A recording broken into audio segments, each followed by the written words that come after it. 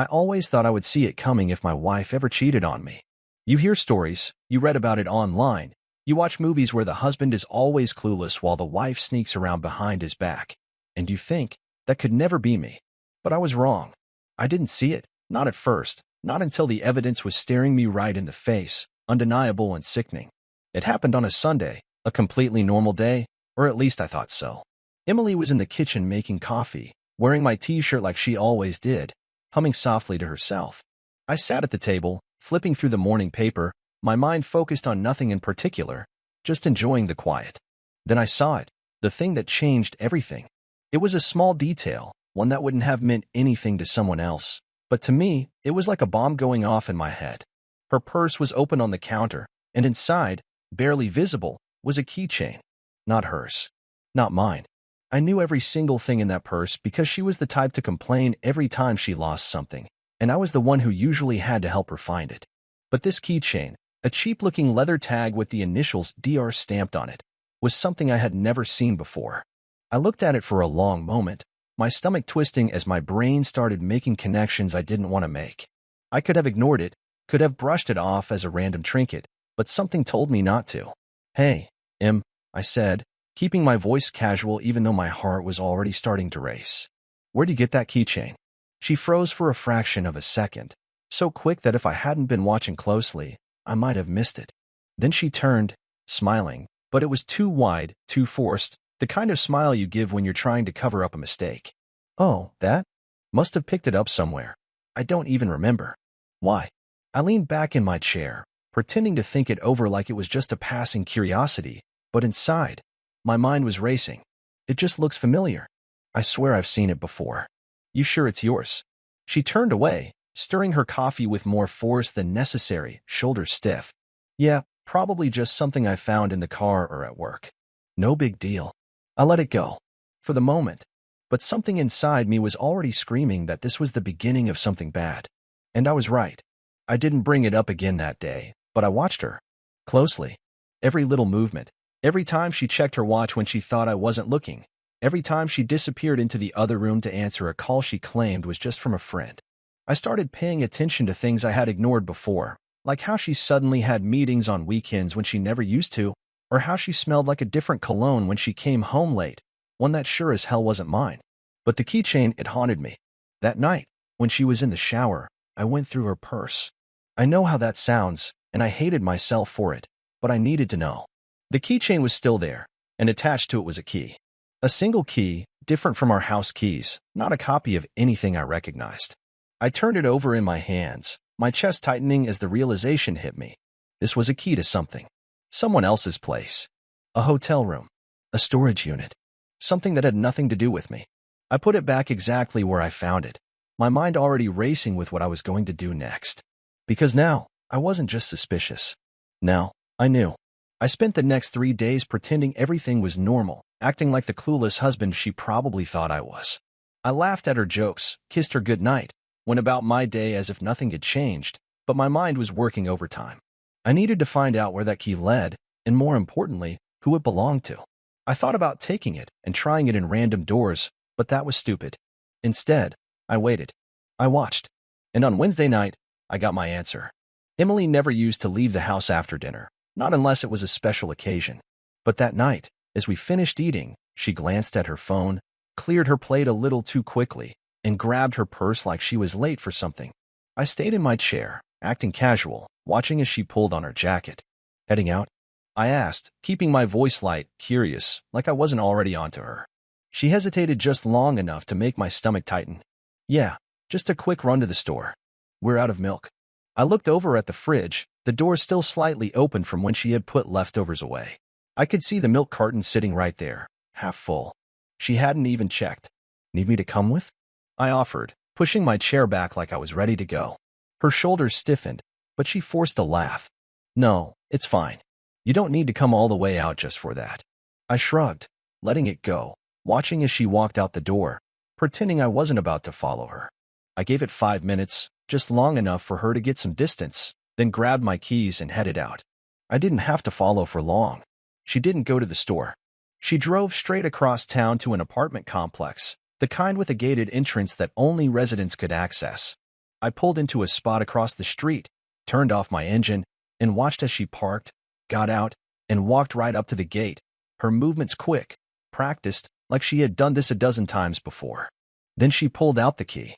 She didn't even hesitate. She slid it into the lock, pushed the gate open, and disappeared inside. I sat there, gripping the steering wheel so hard my knuckles ached. I didn't need to see anything else. This was it. The proof. She had a key to someone else's place. And whoever it was, she wasn't hesitating to go inside. I could have left. Could have driven home, confronted her when she got back, demanded an explanation. But I wasn't that patient. I needed to know who. I needed to see it with my own eyes. I got out of my car, crossed the street, and slipped through the gate before it shut completely. I stayed back, keeping to the shadows, watching as she made her way to the second floor, stopping at a door near the end of the hall. She knocked lightly, once, then opened the door and went inside without waiting. I moved fast, creeping up the stairs, stopping just before I reached the top. The door hadn't closed all the way, left open just a crack.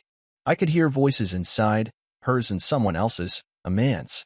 "Did anyone see you?" the guy asked, his voice low but not concerned, like he didn't really care about the answer. "No," Emily replied, her tone softer than the one she used with me, a little breathless, like she was excited to be there. I felt something cold settle in my stomach as I stepped closer, just enough to peek inside. There they were. Emily standing just inside the doorway, arms wrapped around a man's neck, her fingers tangled in his hair. He was taller than me, lean, dark-haired, and younger, maybe late 20s. She was looking up at him like he was the only person in the world, a look I hadn't seen on her face in years. And then she kissed him. Not a quick peck, not a hesitant touch. A real kiss, deep, familiar, like they had done it 100 times before. I stood there, frozen, watching my wife with another man, feeling something inside me crack apart piece by piece.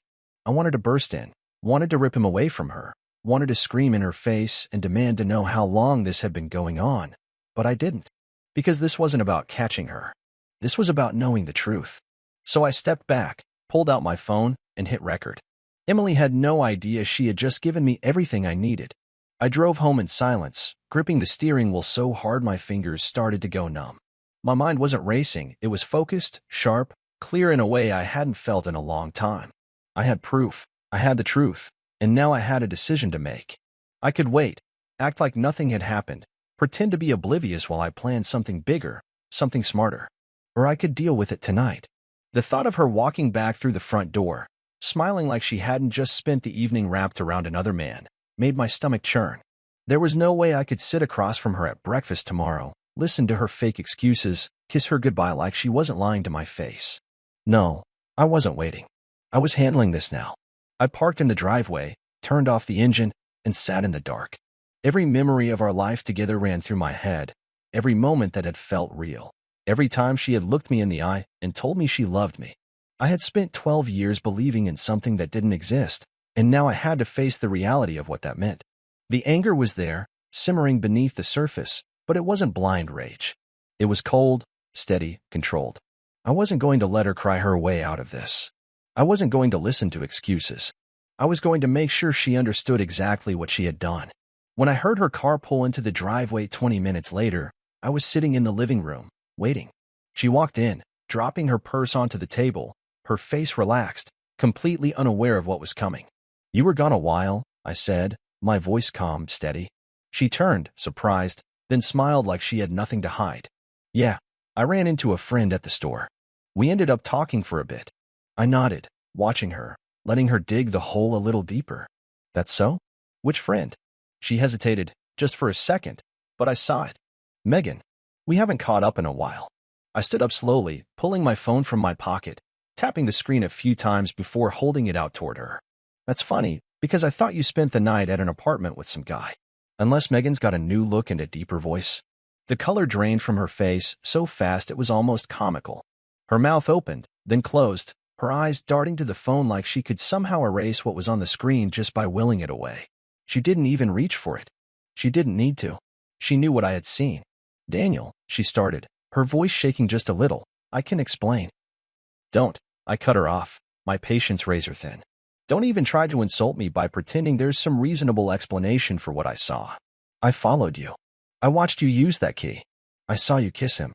I heard you lie to me over and over again, right to my face, and I'll let you do it just to see how far you'd go. So don't stand there and act like there's anything you can say that's going to fix this." Her hands were shaking now, her whole body tense, like she was debating whether to deny it or confess.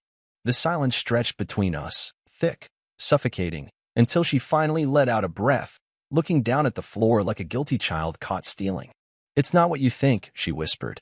I laughed, short and bitter. "Oh, really?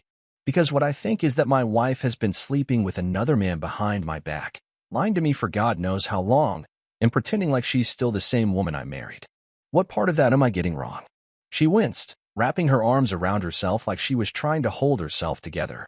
"It wasn't supposed to be like this," she muttered. "Like what?" I demanded, stepping closer. "Like me finding out? Like you getting caught? What? Was I just supposed to stay in the dark while you ran around with him, sneaking out after dinner, coming home to me like nothing ever happened?" She looked up then, her eyes wet, but I wasn't buying it. "I didn't want to hurt you," she said softly. I felt something inside me snap.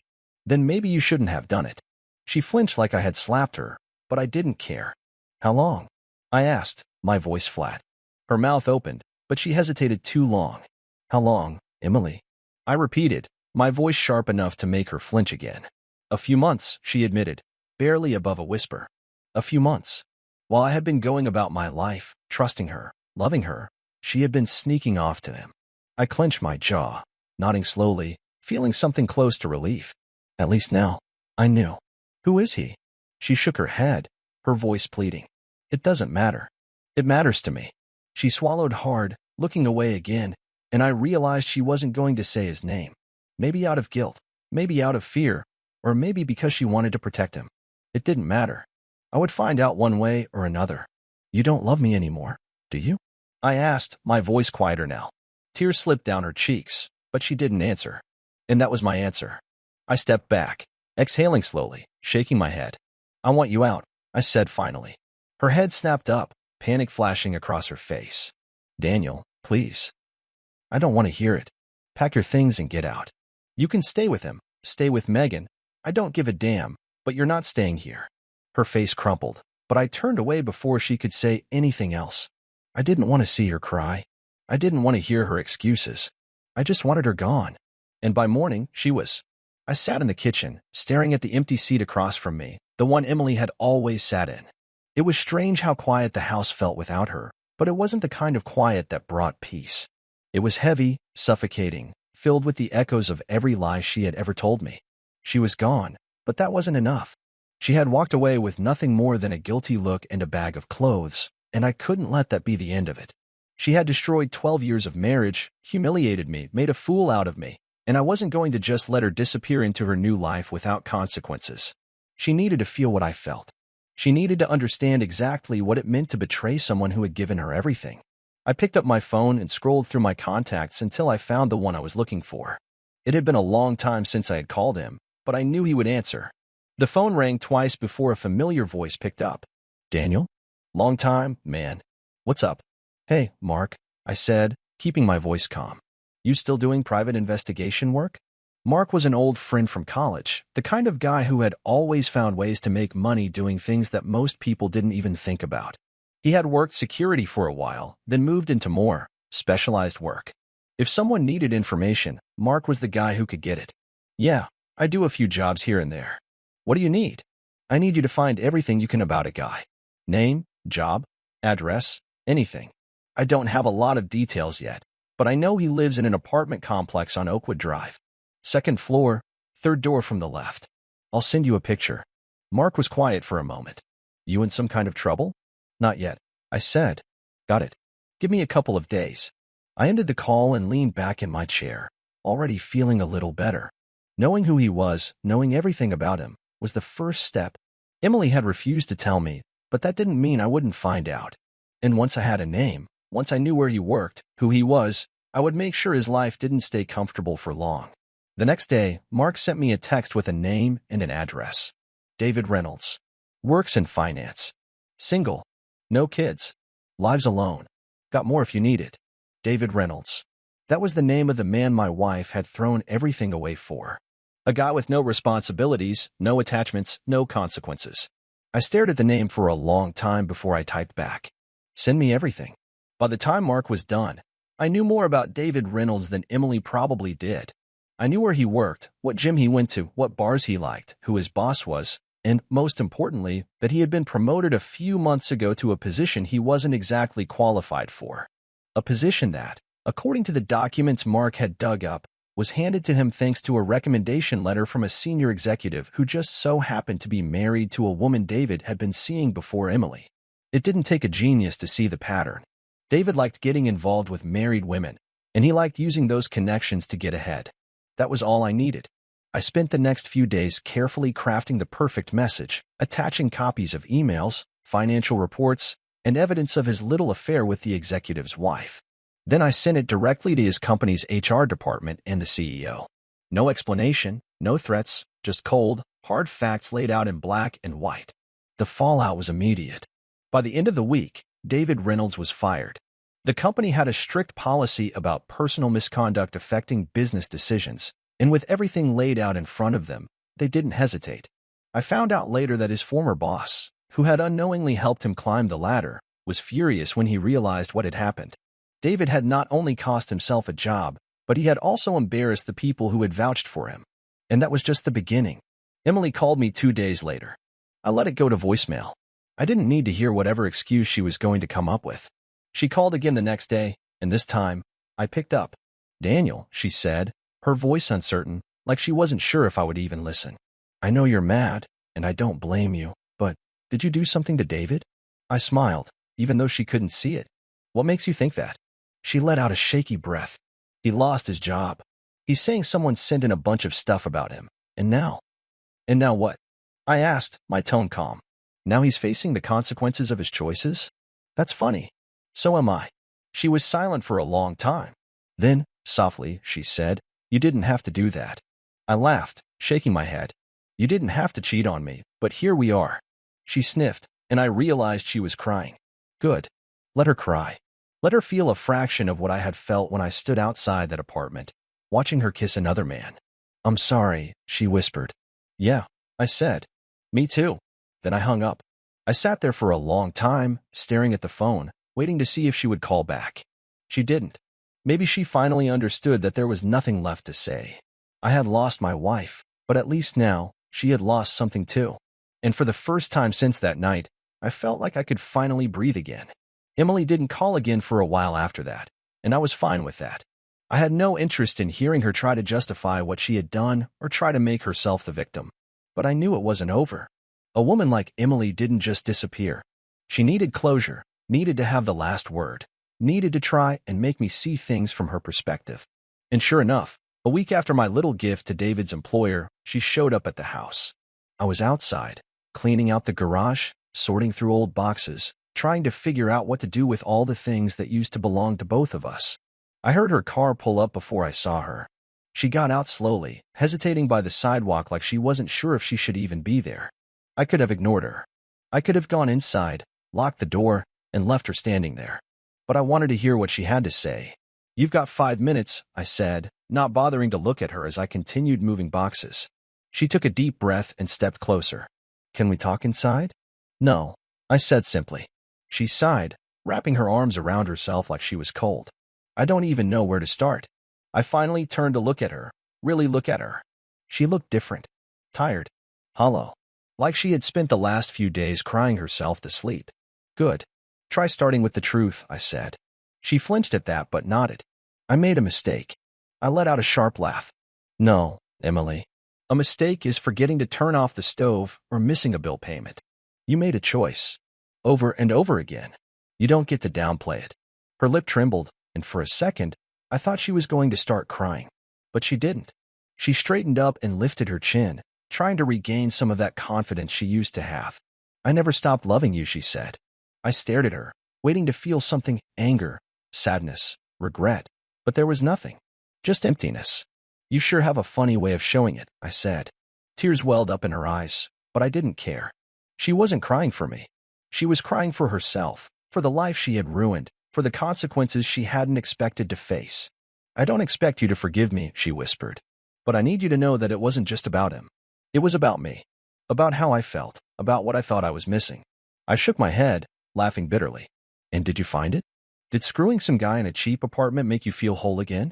She sucked in a sharp breath like I had slapped her, but I didn't care. She didn't get to come here and act like this was some deep emotional struggle. She had fun. She lied to me. And now she had to live with it. I was lost, she admitted, voice breaking. And I thought maybe if I did something crazy, something different, I'd feel alive again. But all I did was destroy everything. I hurt you. I lost my home. And now David doesn't even want me around because his whole life is falling apart. I smirked at that. Yeah, that was unfortunate for him, wasn't it? Her eyes widened slightly. You really did that? I crossed my arms. Did you think I was just going to let him walk away from this with his life intact? He took something from me. So I took something from him. She wiped at her face, shaking her head. You used to be kind. You used to be better than this. I took a step toward her, lowering my voice. I used to be a lot of things, Emily. I used to be a man who trusted his wife. I used to be a man who thought love was enough. But you changed that. You turned me into this. She swallowed hard, nodding slowly, accepting what I had said. I deserve that. Yeah, I agreed.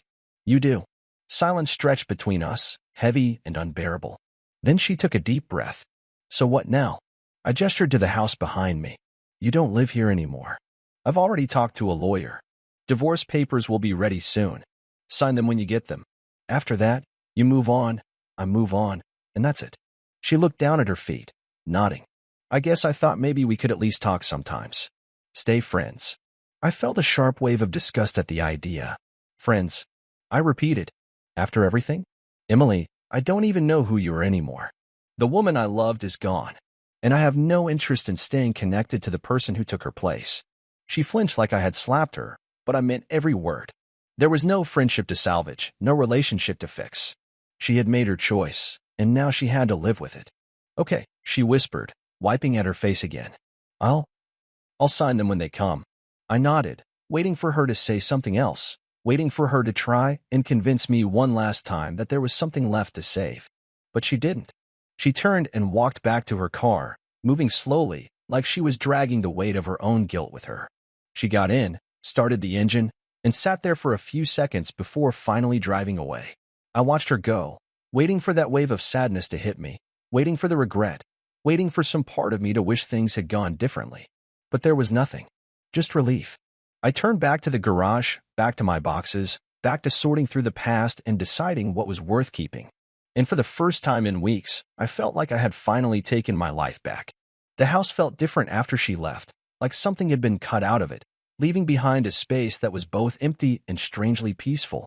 I sat in the living room for a long time, staring at nothing, thinking about everything. The anger had burned itself out, the need for revenge had been satisfied, and all that was left was the reality that my marriage was over. There was no going back, no fixing what had been broken, and I was okay with that. I wasn't sad. I wasn't relieved. I was just done. The next few days passed in a blur of phone calls, paperwork, and dividing up the life we had built together. Emily had left most of her things behind, only taking what she needed, and I wasn't in a hurry to pack up the rest. It didn't feel urgent anymore. She wasn't coming back, and I had no desire to rush through the process of erasing her from my home. Some things went into boxes, some things went into the trash, and some things just sat there, waiting for me to decide what to do with them. One afternoon, my phone buzzed with a message from her. I left my grandmother's bracelet in the nightstand. Can I come by and get it? I stared at the screen for a moment before typing back. I'll leave it on the porch. Pick it up whenever. I didn't want to see her again, didn't want another conversation, another awkward exchange filled with apologies that didn't mean anything.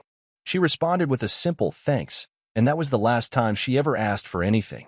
A week later, the divorce papers arrived.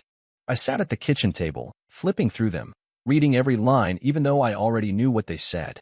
It was straightforward, no fighting, no dragging things out, just signatures on a page that made everything official. I picked up a pen, hesitated for only a second, and then signed my name at the bottom. Just like that, 12 years were reduced to ink and paper. I scanned the documents, sent them back to my lawyer, and didn't think about them again. A few days after that, Mark called. So, what's next for you? I leaned back in my chair, looking around at the house that used to be ours but now felt completely mine. I don't know, I admitted. Maybe I sell the house, maybe I stay. Haven't figured it out yet. You should do something for yourself, he said. Something that has nothing to do with her. I thought about that after I hung up, realizing that everything in my life for the past month had been about Emily, finding out the truth, confronting her, getting revenge, ending the marriage. Now that it was all over, I didn't know what to do with myself. I had spent so much time focused on what she had done to me that I hadn't thought about what came next. That weekend, I went out for the first time in a long time, just me, no expectations, no plans. I walked into a bar I hadn't been to in years, ordered a drink, and just sat there, watching people come and go, listening to conversations, letting myself exist in a world that had nothing to do with Emily. It felt strange at first, being out without the weight of a marriage on my shoulders, but as the night went on, I started to feel something I hadn't felt in a long time: freedom. A woman sat down next to me at one point, smiled, struck up a conversation. She was funny, smart, easy to talk to, and for the first time in weeks, I didn't think about Emily. I didn't think about betrayal or revenge or the past. I just talked, laughed, enjoyed the moment. I didn't take her number, didn't make any promises, didn't try to turn it into something more than what it was. But as I walked out of that bar, stepping into the cool night air, I realized that I was finally moving forward. Emily had taken a lot from me, but she hadn't taken everything. I still had my life, my future, my choices. And for the first time in a long time, they were completely mine. The past was done.